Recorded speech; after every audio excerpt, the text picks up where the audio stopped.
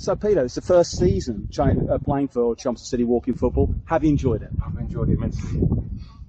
Played a season at Southend, which was a good experience because I didn't know anything about walking football 4 years ago. We did pretty well. I went to Wakering, did well there, won the Essex League fairly easily, got a good side. Got to the national finals over in Worcester. Spent 2 years at Wakering, so I've been here now 3 or 4 months. Got the invitation from Spencer, the England captain. Great to play with him, and also Colin at the back, another England, recent England addition. Lots of quality here, great infrastructure, I love the pitches, the people, everything really. It's all win-win-win. Okay, so what actually made you decide that you would like to do walking football as opposed to perhaps vets football? You know, what was the sort of the biggest factor? Well, for me personally, I stopped playing football when I was really young. Okay. So I didn't even know about walking football. I thought it was a joke when someone said, come and play walking football. I was playing table tennis with someone, and I thought, no, he's pulling my leg, but I gave it a try. You know, I mean, the thing is, it's got certain restrictions, but it's safety orientated.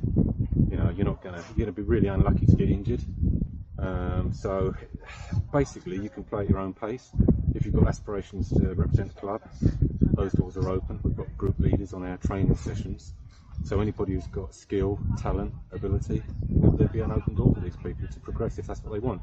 Alternatively, if people just want to come once or twice a week for a kickabout, if they haven't played or they don't feel confident enough to compete, then that's equally fine because the club is geared for everybody, really. So if anybody looked at videos of Chelmsford City and your previous clubs, the one thing they would know you for is these chop turns. Yeah, 1, 2, 1, 2. Yeah, and I mean, it's just kind of unique. I don't know really. That's the way I've always played. I'm not a midfield player. I'm really a poacher, a goal scorer.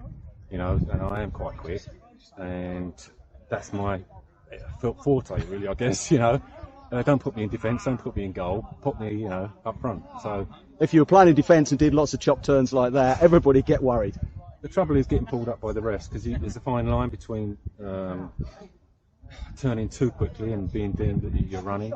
So you've got to gauge it. It's about losing your defender really. But the thing is that playing at Chelmsford, you've got so much quality through the team. You're going to get the ball when you need it in a position where you've got a chance, if you've made space, to get a shot in on goal. And if you've got a decent strike, then and you keep it hard, keep it low, because that's the secret really, I think. Too many shots, you know, if you put too much welly in, you know, half of them are going to go over the bar. So try and keep it down, lose your marker. It's about losing your marker. You tend to find the teams that are not very disciplined and don't stick to you like glue, give you too many opportunities and then you score goals. So, you know, tactics play a big part in this game, ball retention and getting the ball as a striker when you need it. There's nothing more frustrating than you're a man over, man spare, and you don't get the ball when you know you're just, you know, 8 or 10 yards from But that's what a striker would always say, yeah, isn't it? Yeah, but you know, you've got to have shots on goal to win games, and I think this season we've done really well. I came in halfway through, playing with Spencer. I mean, Spencer always gets a hatful of goals. We've got other players who chip in from the back and midfield. So, you know, we've got a lot of talent in the squad. So the goal to this, from my perspective, is really to retain the title for the over 65s next year and push on and improve on our fifth position in the over 60s, because it's going to be really hard in the over 60s.